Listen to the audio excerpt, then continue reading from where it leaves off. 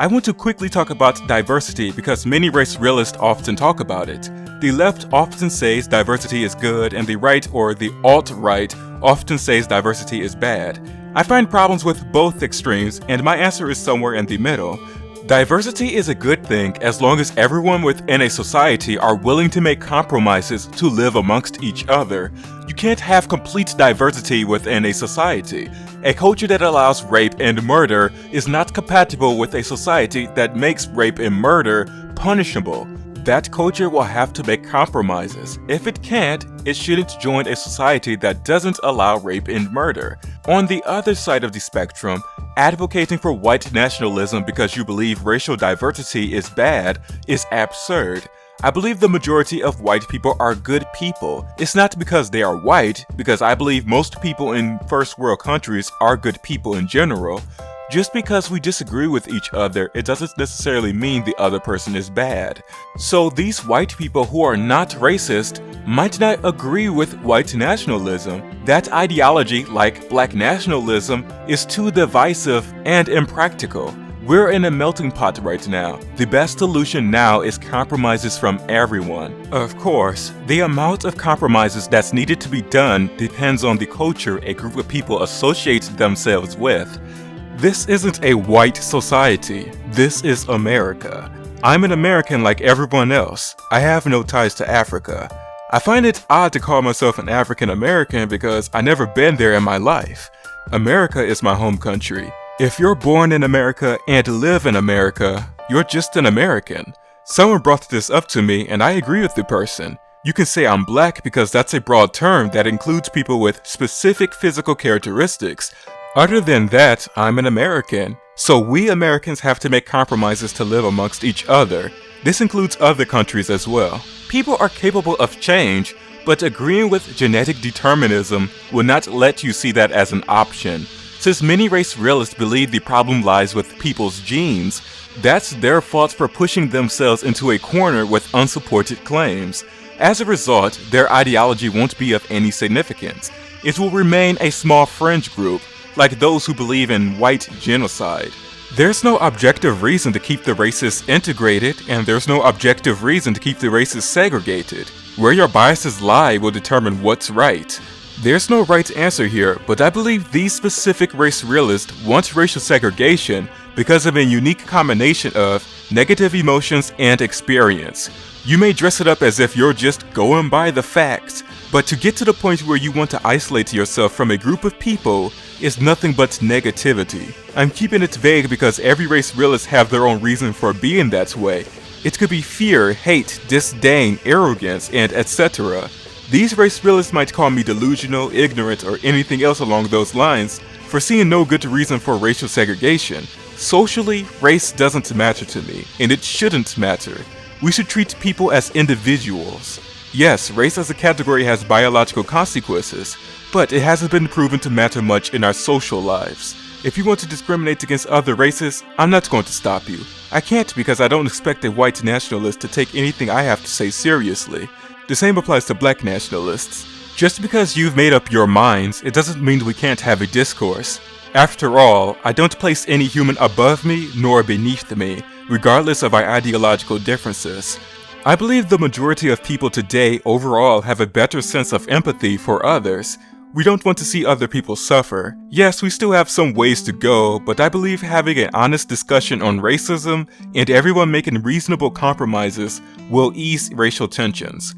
Of course, it's not going to be that easy. If it was, we would have solved this by now. Once again, hopefully I'm not being naive because of my optimism. So my answer to diversity is to have enough unity to give a society shape, but not to the point where diversity is shunned. I'm going to address LaughingManOX's video about how racially diverse schools hurt white children. I'm quite sure he will want me to at least address his arguments instead of using a small portion of his video of him saying he's against racial diversity. I could easily come up with far more reasons to the contrary. Thus, without further ado, here are a list of 8 reasons why diverse schools harm white kids. Reason 1.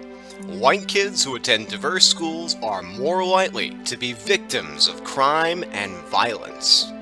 So he cited a statistic of black kids being more likely to commit crime than white kids to support his reason why white kids will be harmed in racially diverse schools. The problem here is that this statistic only shows how much more likely are black juveniles to commit crime in comparison to white juveniles. It says nothing about white juveniles being hurt by black juveniles. Here are statistics on juvenile arrest rates from 1980 to 2014 from one of your sources.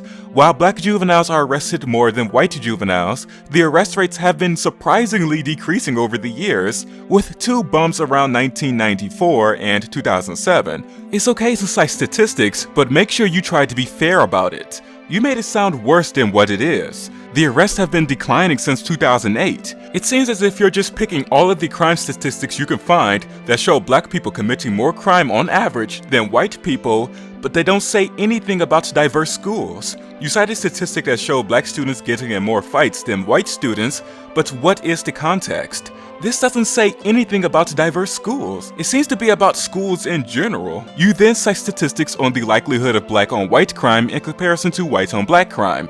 This, of course, is due to a plethora of variables. There's no single cause of crime. Once again, how does this relate to diverse schools? You can't just cite crime statistics that don't mention anything about diverse schools and use them as a reason why diverse schools are harmful to white students.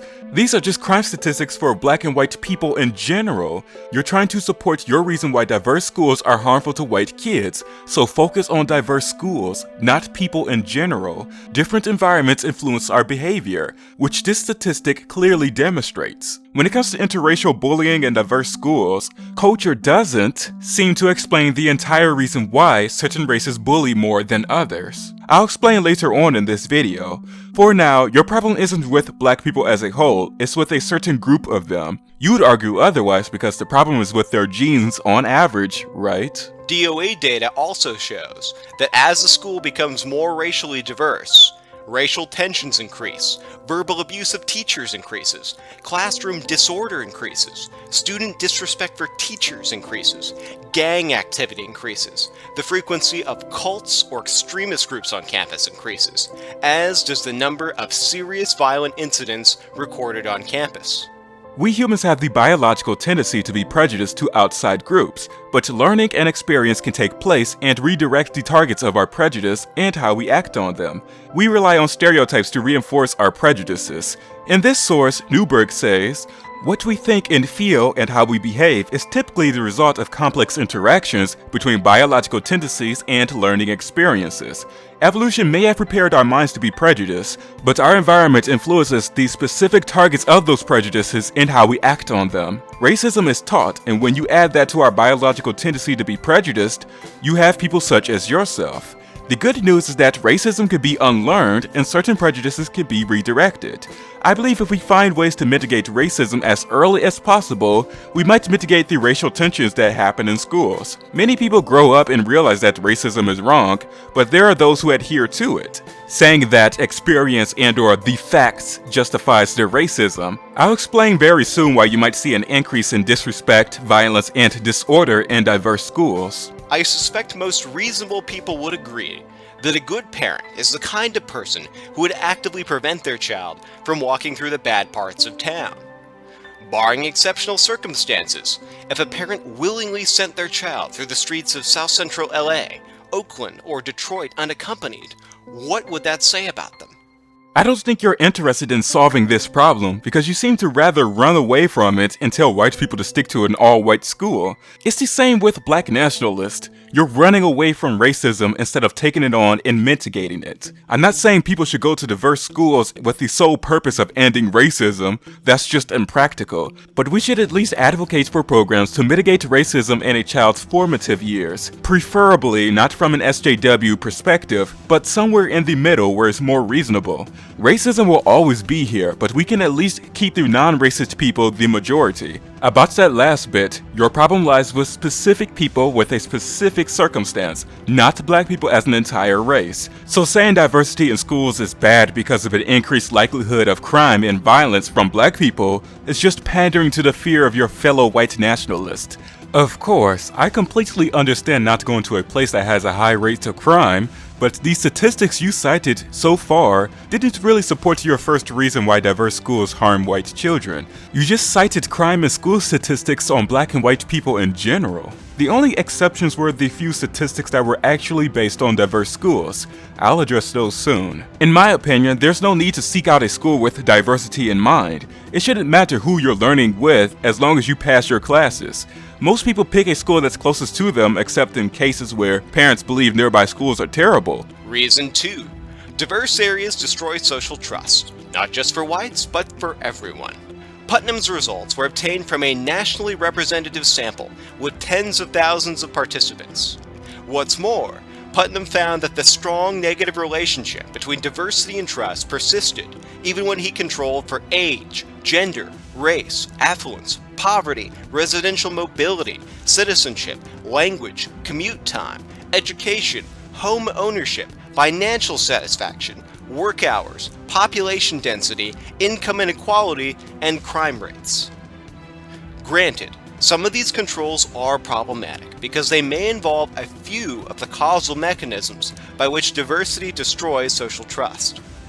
That said, Putnam's findings demonstrate that the negative relationship between diversity per se and social trust is not only robust, but is probably causal. You're so willing to lean towards drawing causation from correlations. So Putnam found a negative correlation between diversity and trust, and that's all you should be able to take from it. The next step is to find out why diversity and mistrust are correlated. Which I explained, there is a study that says we are hardwired to be prejudiced to outside groups.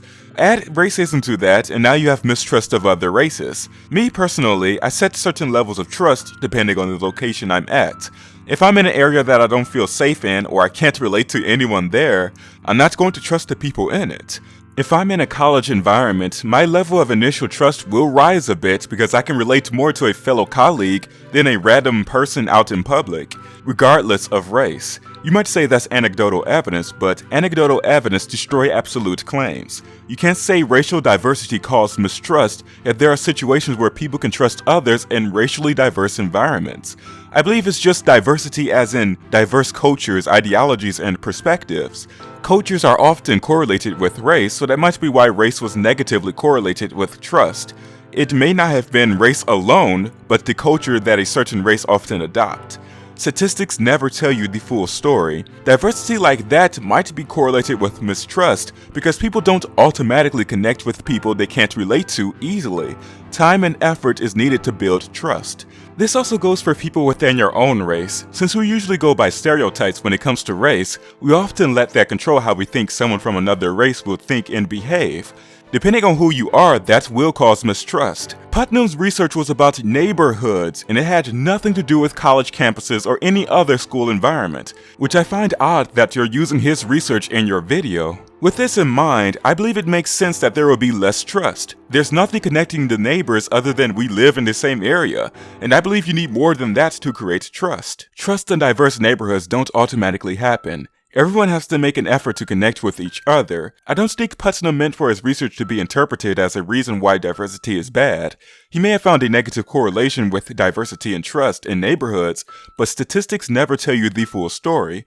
So neighborhoods have to make an effort to build trust instead of letting their prejudices run wild. That's easier said than done, but it can happen. Later on you mentioned we develop trust to faces that look like ours. I talked about that in my previous video. Self-resembling faces activate reward centers in the brain and create trust. The source I found says trust and attractiveness increases regardless of ethnicity, but if the ethnicity or race was the same as the participant, the trustworthiness was rated higher. Your own source that you cited says this means we trust our kin. It makes sense because we are hardwired to be prejudiced to outside groups, and outside groups are not necessarily racist. An outside group could be someone within your own race who don't resemble your face. If this wasn't the case, many white people in the past probably wouldn't have went to war with each other, and Japan and China would be the best of friends today. Obviously, this isn't the case because an outside group can be a group of people within your own race. As researchers say, this doesn't mean our prejudices can't be dampened or overcome by learning and experience. I'll also briefly talk about brain resource depletion during interracial interactions because I think that's where this is heading. I talked about this in the previous video. To sum it up, both groups of racially prejudiced black and white people experienced impaired executive functions when they interacted with each other. So basically, being racially prejudiced and interacting with members from another race will affect your ability to self-regulate. That's going to be a problem people like you have to face, not people like me who aren't racially prejudiced. Reason 3. White kids in diverse schools are more likely to be friendless and socially isolated. This reason is a bit obvious. Basically, he says people in diverse areas tend to have less friends. That depends on if you can find someone who you can get along with. Even in a predominantly white school, you're going to find white students who can't fit into certain groups or can't make any friends. But you're implying that racial diversity is why white students can't make friends.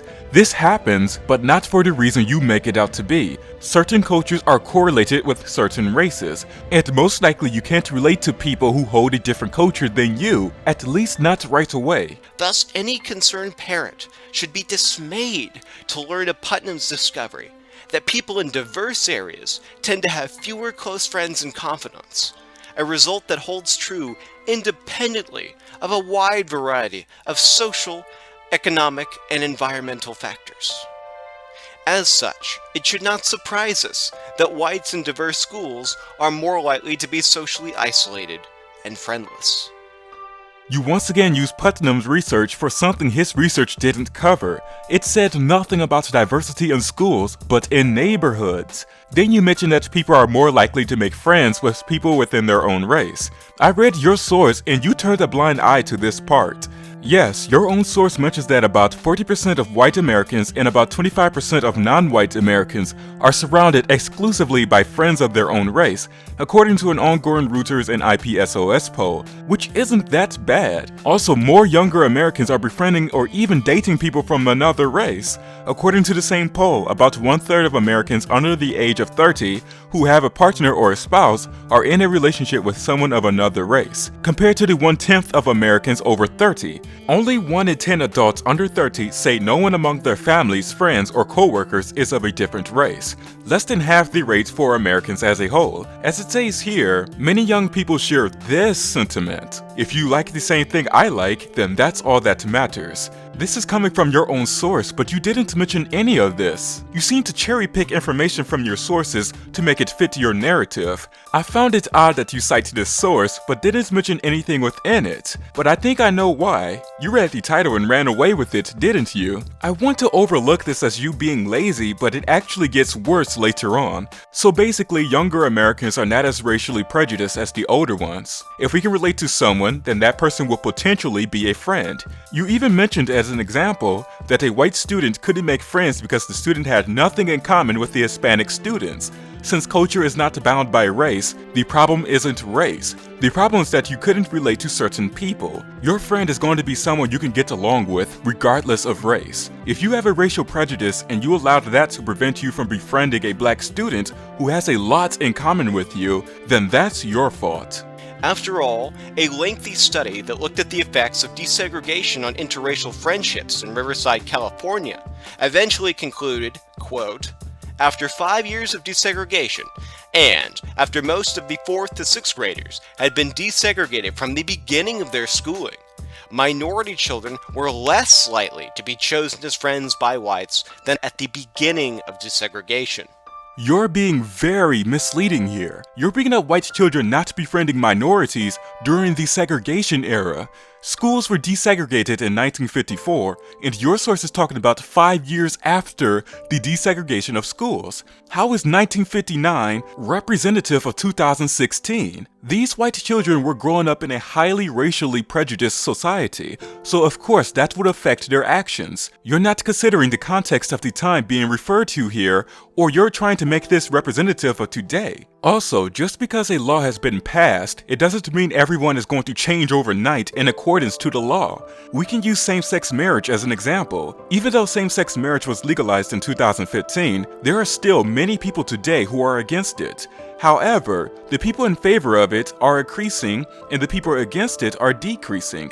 This means change takes time. Things have changed in regards to race relations since 1959. It's not perfect and we still have things to work on, but advocating that we go back to racial segregation means you want the results of that study you mentioned to be true today. That is what's going to happen when the majority of a society are racially segregated by law and by individual preference. All you're going to get is fear and hatred of other races coming from this. On the other hand, forcing racial diversity on everyone for the sake of diversity will also produce negative results. I believe people should befriend whoever they want. If you have a lot of friends and they all happen to be the same race, we shouldn't take this as the person is racist. The person should have more diverse friends. And we shouldn't take this as, see, being racially prejudiced is the natural course of humanity. Therefore, I must advocate that people remain racially prejudiced. Just befriend those who you can relate to, regardless of race. If you are indeed befriending people within your race because you hold a racial prejudice, then that is a problem. You have every right to do so. I just disagree with your reason for being that way. I also disagree with positive discrimination or affirmative action in regards to schools. Some black students who are unfit to join a school are let in, and some white students who are fit to join a school are rejected. Positive discrimination is not necessarily bad. I just disagree with it in regards to affirmative action. One study analyzed the results of a nationally representative sample of over 5,400 high school students from 80 communities within the US.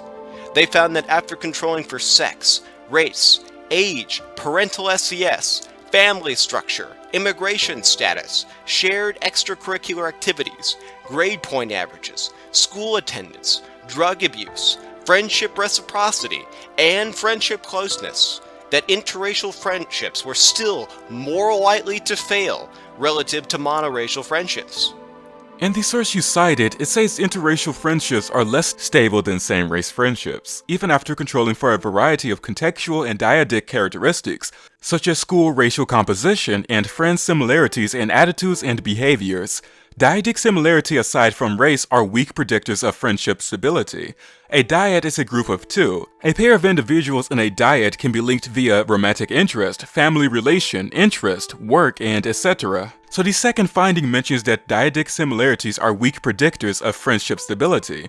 Here's where you get misleading with this source. You said even when reciprocity and closeness are considered, interracial relationships are still more likely to fail than same-race relationships. No, that third finding was independent from the first finding. Here's what it said. Measures of reciprocity and closeness are strong predictors of friendship stability and appear to dampen the effects of racial difference. This is beyond misleading. You're lying about what's written in your own sources.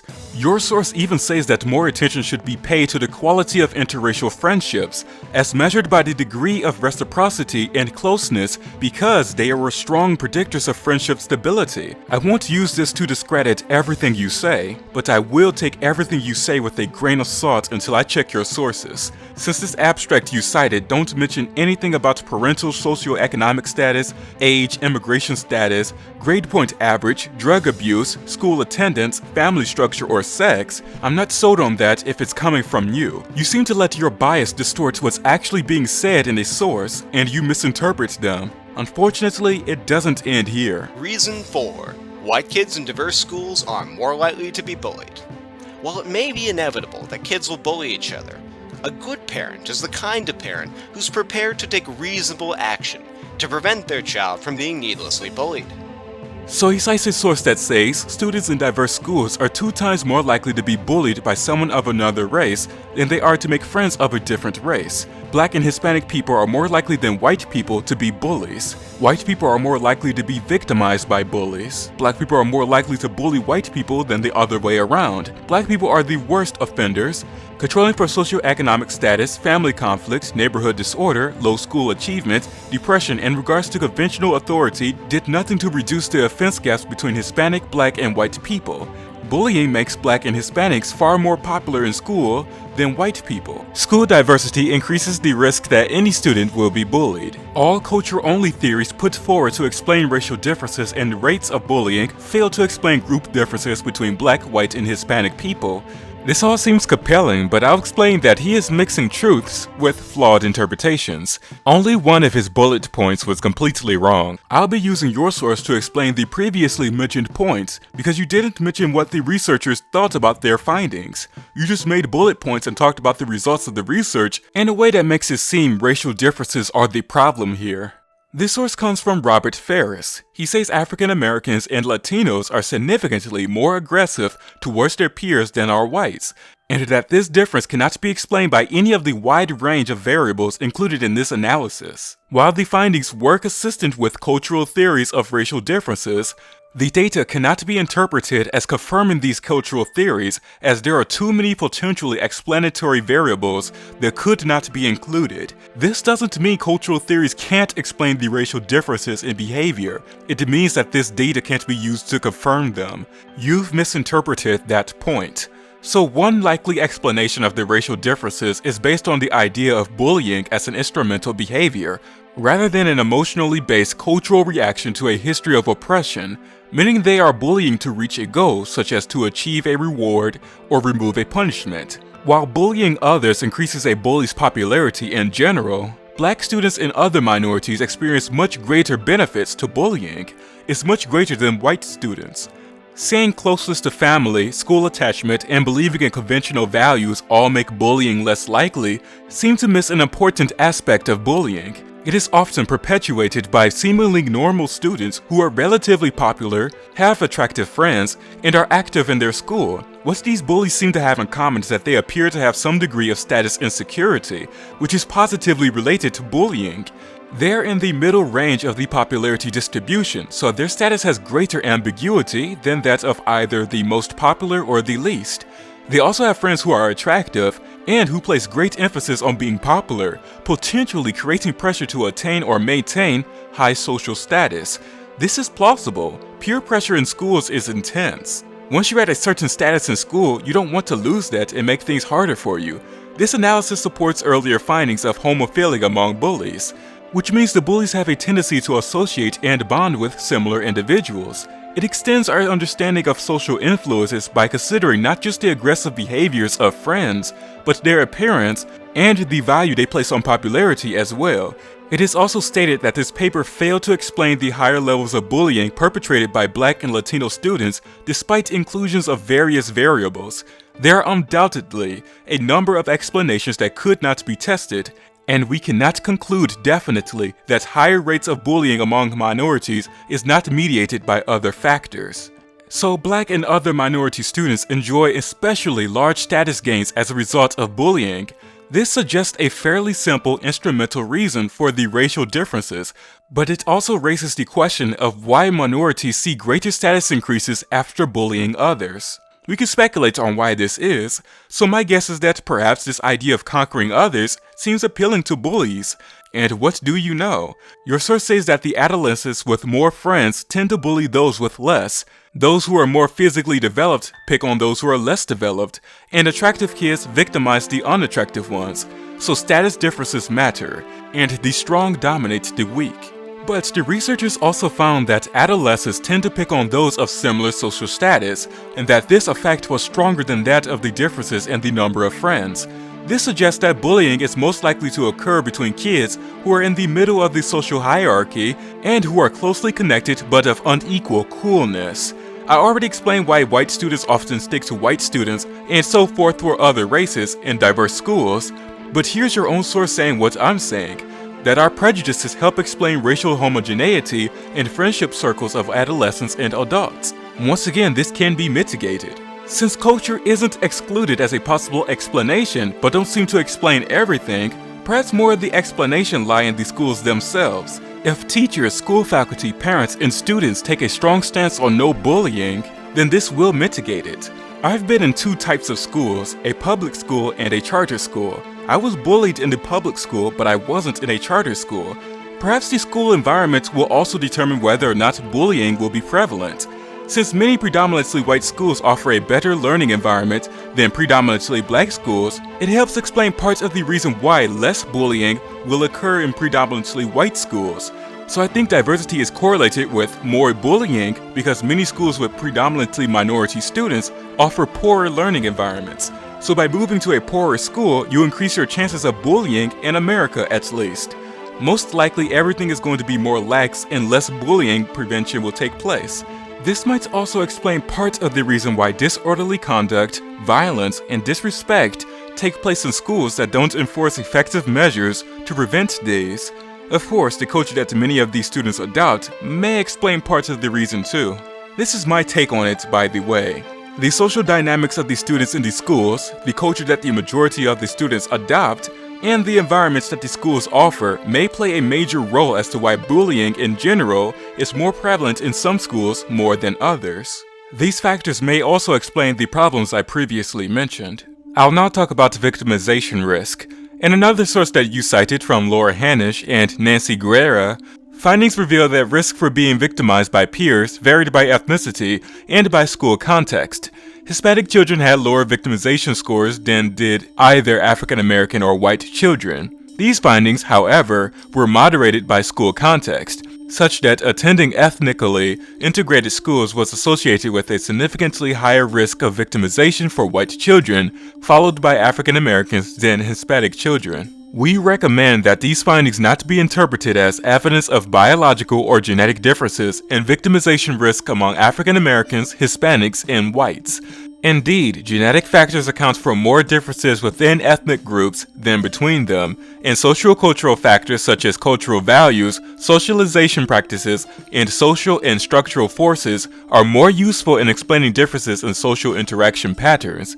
Moreover, beyond the socio-cultural factors that may be responsible for ethnicity differences in victimization risk, it will be important to explore the factors that differentiate children who attend predominantly integrated versus predominantly segregated schools. It is likely that individual level or family level factors distinguish the children of families who choose to live in areas that are served by same ethnicity schools from the children of families who choose to live in areas that are served by ethnically mixed or different ethnicity schools. In fact, these distinguishing factors may even vary by ethnicity, further complicating this model. Since African American, Hispanic, and white children each experience victimization differently, their respective needs should be considered in developing an appropriate intervention. This second source definitely don't support your conclusions from a race realist perspective. Are you going to adjust your position accordingly to a source you cited, or are you going to drop it because it doesn't support your position? Your source about ethnicity and bullying involvement in the UK by Neil Tippett, Dieter Wolk, and Lucina Platt controlled for relevant demographic and economic indices, and measures of parental styles, with the latter reflecting both parent and youth perspectives, and that did not remove ethnic differences in bullying perpetration and victimization. However, this source says that influence of school culture may well play a significant role. That is, there may be different underlying bullying prevalences across different schools, and different normative expectations of girls as well as boys, which foster aggression and bullying. School contextual factors may be seen as missing confounders or help unpick the mechanisms by which different ethnic groups face different, in some ways counterintuitive, experiences of bullying as both victims and perpetrators. Also, this source seems to be about bullying in schools in general in the UK, but focusing on the victimization and perpetration of bullying among different ethnicities.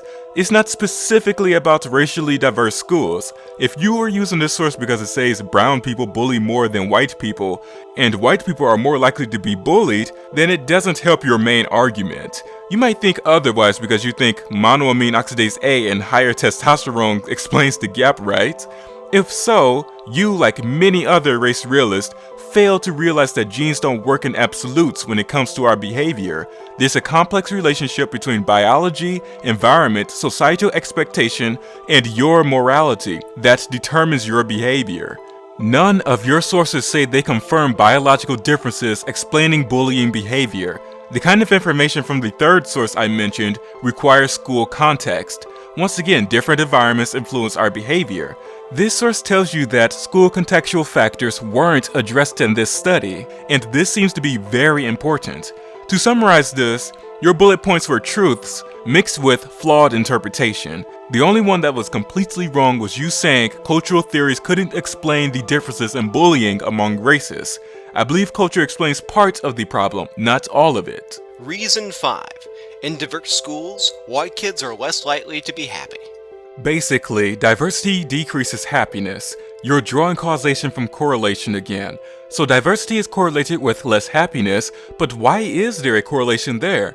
You didn't mention in your video on how happiness was defined. And Putnam's research only referred to neighborhoods, not schools. Using Putnam research to explain why diverse schools are bad is very misleading. Neighborhoods have a very different environment than in schools. I tried to read your source on Putnam, but the link you provided didn't work. After searching for the source, it turns out that you have to pay to have access to it. I'll just have to take your word on it with a grain of salt. So I want to know how Putnam defines happiness.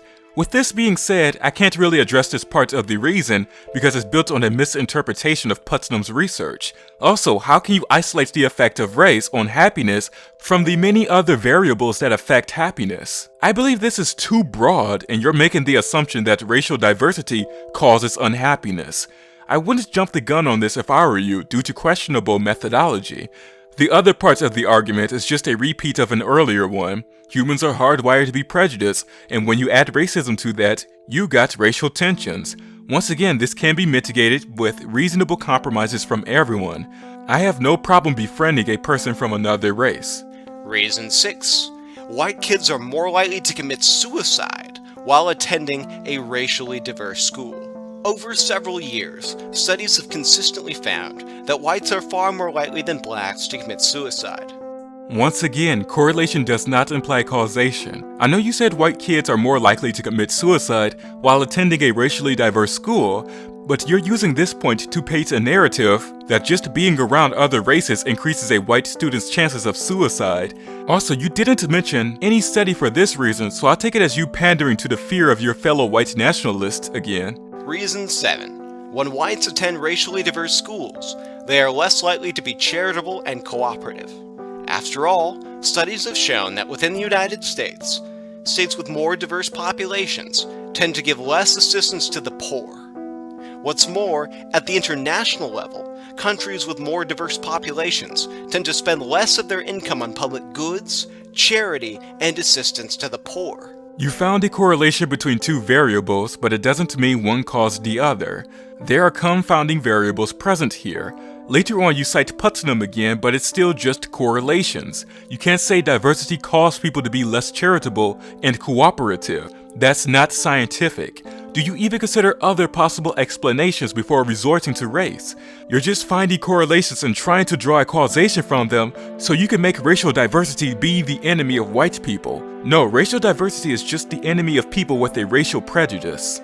Researchers found that in 92% of the interactions where both the sender and the receiver had different racial backgrounds, that the sender deliberately gave no money at all to the receiver. However, failure to assist only occurred in 59% of cases where both subjects shared the same racial background. You cited a source to support this, and it actually does say the recipient sent nothing back when the person and the sender were of different races. This is unfortunate, but it shows we still have things to work on in regards to race relations. Of course, you're using this to suggest we stick to our own race, but that's not necessarily the implication of this research. I don't think we should just trust any random person. Race shouldn't be a factor in whether or not we trust others, but rather the characteristics an individual possess. We still have work to do, but I don't agree with using this research to justify racial prejudice. This, of course, is subjective. Once again, we all have biases, and we will interpret the same sources differently. Glass half empty or glass half full. I only accept this when no one is distorting what's actually being said. You cite a researcher named Thomas Cochin, who says that diversity in the workplace has a negative impact on the company. For example, more conflict, less job performance, and increased miscommunication. Here's something I found funny. Listen to this part. Admittedly, Cochin did find that many of diversity's negative effects could be somewhat reduced via a complex series of diversity management techniques. However, the literature generally shows that companies have been far more successful in managing gender diversity than racial diversity. Somewhat reduced? Please reread this part of your own source. Training and development-focused human resource practices, including coaching, open communications, and interactive listening, and providing challenging assignments and opportunities for development, reduced the negative effects of race diversity on constructive group processes. Also, this enhanced the positive effects of gender diversity on constructive group processes. Notice how there was no mention of how much this was effective. It also didn't mention gender diversity being better managed than racial diversity. The source says, gender diversity created positive effects in the workplace, and racial diversity created negative effects in the workplace. You saying somewhat reduced was you trying to downplay the effects of this training because you have a narrative to push after all. Racial diversity is bad, right? Here's something that proves you probably didn't read your own source.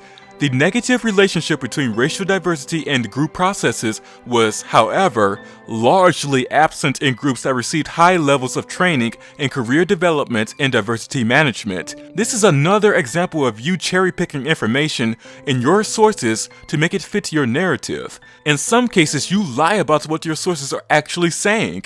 Once again, I'll continue to take everything you say with a grain of salt until I check your sources. Reason 8. Whites in diverse schools are less likely to form meaningful relationships. One of the biggest determinants of relationship formation, success, and happiness is similarity. To these ends, similarity of race, intelligence, education, income, tastes, personality, communication ability, and political beliefs are of particular importance. Everything except race I agree with. Race is only important to racially prejudiced people like yourself. Since you believe these trait similarities are more common within a race, therefore people are more likely to form high-quality relationships with people within the same race. Not necessarily. Like I mentioned before, all it takes is for someone to have many things in common with you to increase the potential of a successful friendship. Even with race being considered, reciprocity and closeness are strong predictors of friendship stability. Marriage research tells us that, generally speaking, interracial marriages are not only unstable, but are far more likely to end in divorce. When it comes to the particular subject of violence in interracial marriages, the data is particularly concerning. After all, one 10-year study found that the rate of spousal homicide in interracial marriages was approximately 8 times higher than the corresponding rate within monoracial marriages. You're once again being misleading here. I looked through your sources again, and that 10-year investigation took place in 1976 to 1985. How the heck is that representative of today? Also, the source says homicide rates were 7.7 times higher in interracial marriages relative to intraracial marriages. You said 8 times. You can't round the numbers up or down in a study, otherwise you're distorting the values that arrived at that number. We may have biases, but you're letting yours run wild. So I'm going to give you all studies that's representative of current times. Yes, interracial marriages have a higher chance of divorce than same-race marriages. And yes, interracial couples have a higher level of IPV, or intimate partner violence, than same-race couples. But the studies didn't say that it was because of race. Rather, there were conditions surrounding the relationship. They say the differences in levels of violence may be explained by the socio-cultural issues interracial couples face, including negative responses from others and lack of acceptance from neighbors and the community. The study found similar levels of IPV among monoracial black couples and interracial couples. However, a negative relationship existed between income and IPV victimization among monoracial black relationships. I talked about negative correlations. One variable goes up and the other one goes down, and vice versa. Also, the findings supported the hypothesis that IPV was highest among cohabiting couples and lowest among dating couples. This may be due to the lower SES among cohabiting couples, as it has been established that individuals with lower income are less likely to marry than those with higher income, and are more likely to cohabit, particularly if children are present. Lower SES was associated with higher IPV. Notice how it doesn't say low SES cause high IPV. That's how you don't draw causation from correlations. Interracial couples were 1.5 times more likely to mutually assault each other than ethnic minority couples, and 2 times as likely as white couples to experience mutual assault. These are the more serious assaults, and minor assaults might have gone unreported. Still, this is much lower than 7.7, so perhaps genetic differences in the races are not the reason why interracial couples are more likely to end up in divorce or the cause of IPV. There are other factors involved here. I advise you from jumping to conclusions and saying it's because we connect better with our own race. Otherwise, monoracial black couples should have a lower IPV. There's something you're overlooking. Of course, this isn't representative of every monoracial black couple, and there are various problems that are correlated with low socioeconomic status, which might explain the higher IPV among monoracial black couples because many black people are on the lower end of the income distribution in America. I believe we can connect with anyone who share a lot in common with ourselves. Since socio-cultural differences can possibly explain the different levels in IPV, that would make sense that monoracial black couples would have a significantly high level of IPV. The culture that many black people associate themselves with is toxic. According to statistics in 2008, which is a source that you have to pay for, interracial marriages have a 41% of ending in divorce, and same-race marriages have a 31% of ending in divorce. It's not that much over same-race marriages. So the probability of divorce by the 10th year of marriage relative to white-on-white unions are as follows. White wife and Asian husband are 59% more likely to divorce. White wife and black husband are 50% more likely to divorce. Asian wife and white husband are 4% more likely to divorce. And black wife and white husband are 44% less likely to divorce. This means a black woman with a white man are less likely to end a divorce by the 10th year of marriage than a monoracial white marriage. So race doesn't explain the entire problem here. There is something else going on causing the divorce race among interracial couples. To conclude my response to LaughingManOX, the sources you provided don't justify racial diversity being harmful to white people, at least not directly. I know your main argument was about racial diversity in schools being harmful to white students, but you repeatedly kept bringing up sources about racial diversity in general, many of which had nothing to do with schools. So I took it as, you think racial diversity in general is harmful to white people.